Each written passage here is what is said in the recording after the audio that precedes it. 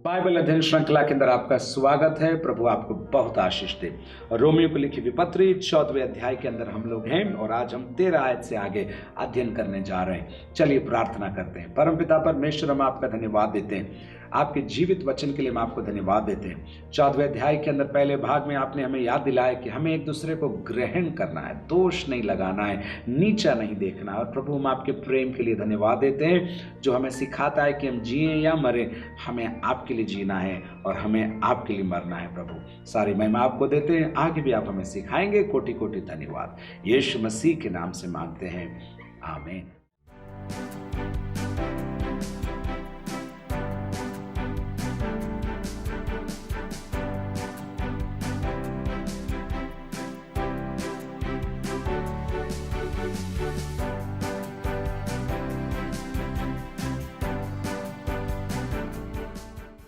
आपको मैं याद दिला दूं, प्रभु यीशु मसीह आपके साथ मौजूद है और पवित्र आत्मा स्वयं आपको ये वचन सिखा रहा है।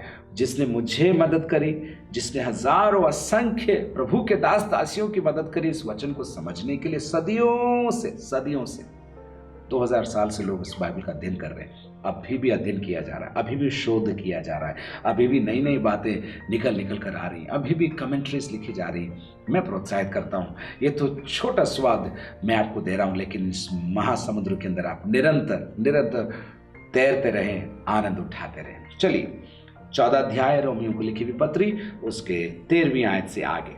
अतः आगे को हम एक दूसरे पर दोष न लगाएं। देखो पौलुस अब साइड ले रहा है। अतः हम, पिछले सत्र के अंदर हमने देखा था, बलवंत विश्वासी जो दिनों को नहीं मानते हैं और मांस खाते हैं, उन्हें यह अनुमति नहीं थी कि अन्यों पर दोष लगाएं जो नहीं खाते थे। ठीक है, तो अब पौलुस कह रहा है अतः आगे को हम वो निर्बल विश्वासी नहीं है, इसका मतलब हम एक दूसरे पर दोष न लगाएं, पर तुम यह ठान लो कि कोई अपने भाई के सामने ठेस या ठोकर खाने का कारण न बने। आगे गहरी बात आ रही है, तैयार हो जाइए। कोई अपने भाई के सामने ठेस या ठोकर खाने का कारण न बने। 14 मैं जानता हूं और प्रभु यीशु में मुझे निश्चय हुआ है कि कोई वस्तु अपने आप से अशुद्ध नहीं, परंतु जो उसको अशुद्ध समझता है उसके लिए अशुद्ध है। पौलुस एक पक्का यहूदी था, यहूदी परंपरा को मानने वाला व्यक्ति था और बिल्कुल टस से मस नहीं होता था। लेकिन दमिश्क जाते समय प्रभु यीशु मसीह से उसकी मुलाकात हो गई और ऐसी मुलाकात हुई, ऐसा एनकाउंटर हुआ कि हमेशा के लिए पौलुस बदल गया। और इसलिए वो कहता है अपने आप से कोई वस्तु अशुद्ध नहीं है, परंतु जो उसको अशुद्ध समझता है उसके लिए अशुद्ध है। जो उसको अशुद्ध समझता है उसके लिए अशुद्ध है। 15 यदि तेरा भाई तेरे भोजन के कारण उदास होता है। अब प्रबल विश्वासियों को पौलुस लिख रहा है और उनके साथ अपने आप को वो जोड़ चुका है। उसने पहले कह दिया आगे को हम, तुम नहीं हम। अब लेकिन उनको समझा रहा है, उनको टोकते हुए, तैयार करते हुए उन्हें समझा रहा है। देखिए क्या कहता है, यदि तेरा भाई तेरे भोजन के कारण उदास होता है तो फिर तू प्रेम की रीति से नहीं चलता। तेरे खाने के कारण यदि तेरा भाई उदास होता है, तेरे चाल चलन के कारण यदि तेरा भाई उदास हो रहा है और तू सोच रहा है मेरा क्या उससे लेन देन, ये तो मेरा जीवन है, मेरा पैसा है, मेरी लाइफस्टाइल है, प्रभु ने हमें आजाद करके रखा है, संडे को तो मैं जा रहा हूं ना वैसे भी, और दशवांश भी तो दे रहा हूं ना मैं, तो फिर बाकी बातें डिस्टर्ब मत करो यार। प्रभु आपसे बात कर रहा है। क्या कह रहा है वो, यदि तेरा भाई तेरे भोजन के कारण उदास होता है तो फिर तू प्रेम की रीति से नहीं चलता। ओहो, मसीह जीवन का सार, प्रेम की रीति से चलो, प्रेम का अनुकरण करो, प्रभु के समान चलो। जैसा मसीह ने तुमसे प्रेम किया वैसे तुम एक दूसरे से प्रेम करो। पति अपने पत्नी से मसीह के समान क्या करें, प्रेम करें, प्रेम प्रेम प्रेम प्रेम। तो फिर तू प्रेम की रीति से नहीं चलता। जिसके लिए मसीह मरा उसको तू अपने भोजन के द्वारा नष्ट न कर। तेरी आदतों के द्वारा उस विश्वासी को तू नष्ट मत कर। कहीं ऐसा ना हो तेरे चाल चलन को देखकर वो विश्वासी बहन, वो विश्वासी भाई कमजोर ना हो जाए और वो कहने पाए कि उनको देखो ना, वो तो ऐसे करते हैं, उनको देखकर मुझे नहीं लगता कि मैं अच्छी हूं या मैं उनके साथ संगति कर सकता हूं। कोई भी दोष का कारण तुझ पर न हो। देखिए, यदि तेरा भाई तेरे भोजन के कारण उदास होता है तो फिर तू प्रेम की रीति से नहीं चलता। जिसके लिए मसीह मरा उसको तू अपने भोजन के द्वारा नष्ट मत कर। 16, अतः तुम्हारे लिए जो भला है उसकी निंदा न होने पाए। तुम्हारे लिए जो भला है उसकी निंदा न होने पाए। केयरलेस मत हो जा। तुम्हें फ्रीडम है, तुम्हें आजादी है, मसीह में तुम्हें आजादी है, लेकिन तुम्हारी आजादी ऐसे नहीं हो जाए कि उसके कारण दूसरे लोग मसीह से ही दूर हो जाए, अपने विश्वास में गिर जाए या ठोकर खा जाए। अतः तुम्हारे लिए जो भला है उसकी निंदा न होने पाए, उसकी निंदा न होने पाए। तो इसका मतलब क्या हुआ? मैं कर सकता हूं, लेकिन अगर कोई देख रहा हो तो नहीं करूं। मैं मसीह में मैं ये चीज की अनुमति ले चुका हूं, या मुझे अनुमति मिल चुकी है प्रभु से, मैंने दुआ की और मेरे को कोई संकोच नहीं हुआ, तो मैं कर रहा था, तो उनको देख लिया तो मैं नहीं करूं। नहीं।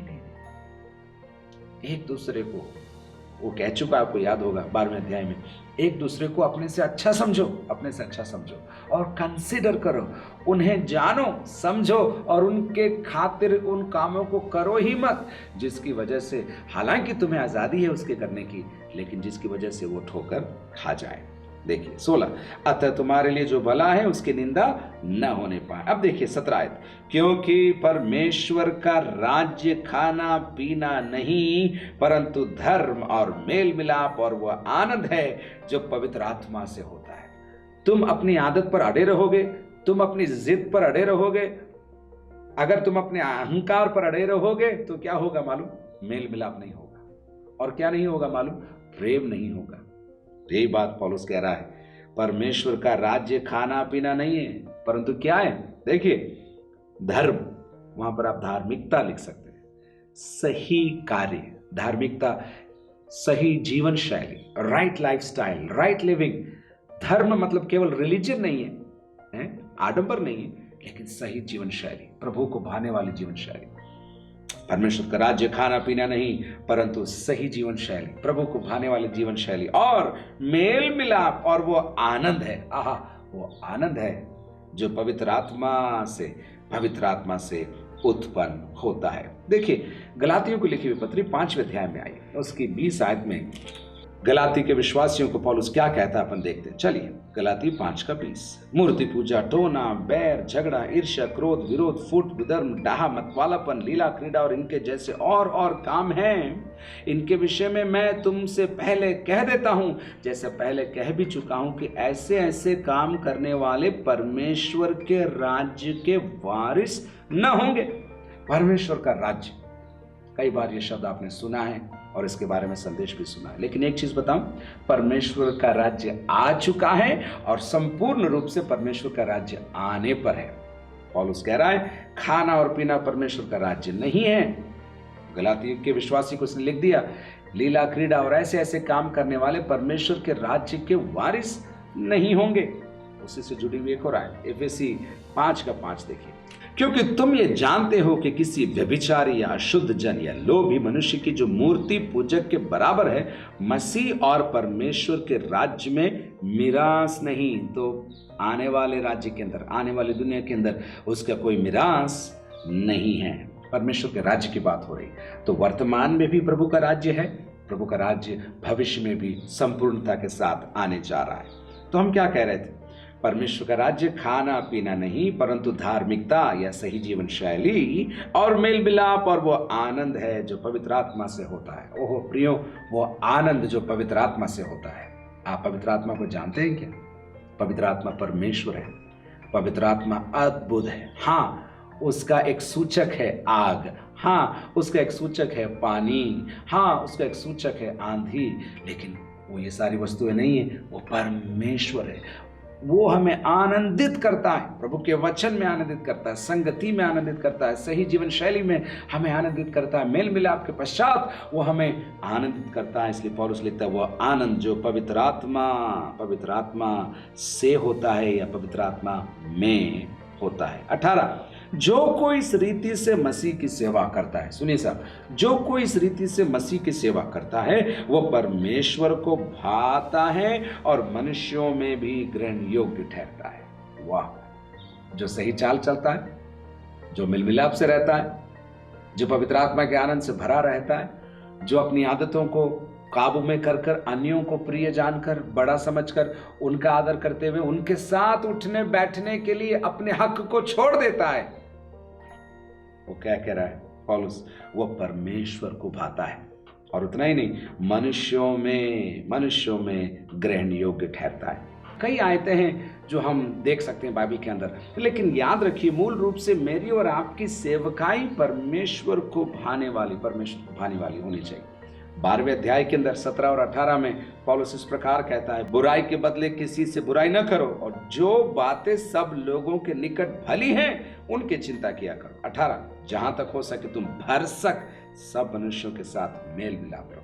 तो हमारी सेवकाई, हमारा जीवन परमेश्वर को भाने वाला और मनुष्यों को भी भाने वाला होना चाहिए। आप ऐसा मत कहिए मैं तो केवल प्रभु को खुश कर रहा हूं। नहीं, मनुष्यों के सामने भी आपकी जीवन शैली, आपकी धार्मिकता, आपका उठना बैठना मनुष्यों को भी भाना जरूरी है। 19 आयत, इसलिए हम उन बातों में लगे रहें जिनसे मेल मिलाप और एक दूसरे का सुधार हो। मेल मिलाप भी हो और आपकी सहायता से दूसरे सुधरते जाएं, बढ़ते जाएं, प्रभु में जड़ पकड़ते जाएं। 20, भोजन के लिए परमेश्वर का काम न बिगाड़। सब कुछ शुद्ध तो है, परंतु उस मनुष्य के लिए बुरा है जिसको उसके भोजन से ठोकर लगती है। भोजन के कारण, अपनी आदत के कारण, अपने जिद के कारण प्रभु का काम मत बिगाड़। पौलुस कहता है सब कुछ शुद्ध तो है, परंतु उस मनुष्य के लिए बुरा है जिसको उसके भोजन से ठोकर लगती। भला तो यह है कि तू न मांस खाए और न दाखरस पिए, न और कुछ ऐसा करे जिससे तेरा भाई ठोकर खाए। ध्यान दीजिए 22, तेरा जो विश्वास हो उसे परमेश्वर के सामने अपने ही मन में रख। धन्य है वह जो उस बात में जिसे वह ठीक समझता है अपने आप को दोषी नहीं ठहराता। बहुत गजब तरीके से पौलुस ने लिख दिया। तुझे सही लगता है, तू कहता बिल्कुल ठीक है, लेकिन इस बात को लेकर तुझे कोई दोष न लगाने पाए। कैसे लिखा है? धन्य है वह जो उस बात में जिसे वह ठीक समझता है अपने आप को दोषी नहीं ठहराता। 23, परंतु जो संदेह करके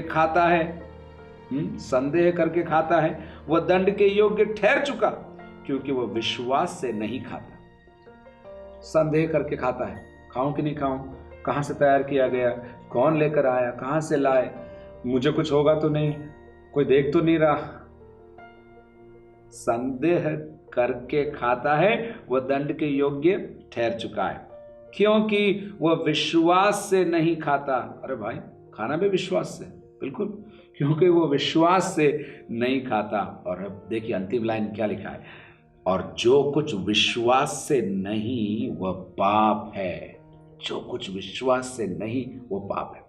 आपके जीवन के अंदर सब कुछ विश्वास से होना चाहिए, और वो विश्वास कौन सा? जो प्रभु यीशु मसीह पर है और उसकी रीति पर है, उसके वचन पर आधारित है। आपके जीवन में कुछ भी हो, परिवार के अंदर, व्यक्तिगत जीवन के अंदर, बिजनेस के अंदर, टीचिंग के अंदर, फैमिली लाइफ के अंदर, सब कुछ विश्वास से होना चाहिए। और वो भी कौन सा विश्वास? प्रभु यीशु मसीह पर आधारित विश्वास। जो कुछ विश्वास से नहीं वह पाप है। जब मैंने ये लाइन पढ़ी, मैं सोचने पर मजबूर हो गया, कौन कौन सी ऐसी बातें हैं मेरे जीवन के अंदर जो विश्वास पर आधारित नहीं है।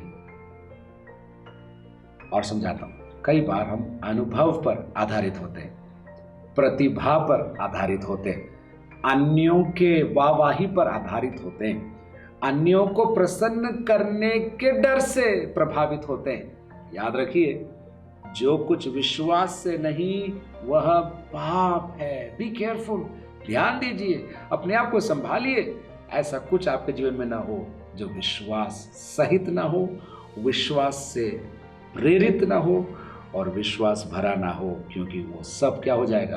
पाप ठहर जाएगा। आपका जीवन विश्वासमय होने पाए, आपकी पढ़ाई, आपका बिजनेस, आपका आत्मिक जीवन, बाइबल पढ़ना, प्रार्थना करना, देना, सब कुछ विश्वास से भरा हुआ होने पाए। God bless you. प्रभु आपको बहुत बहुत विश्वास में मजबूत और विश्वास से भरे हुए और विश्वास से लद कर सब काम करने वाला आपको बनाए, ऐसी मेरी प्रार्थना है। प्रभु आपके साथ है।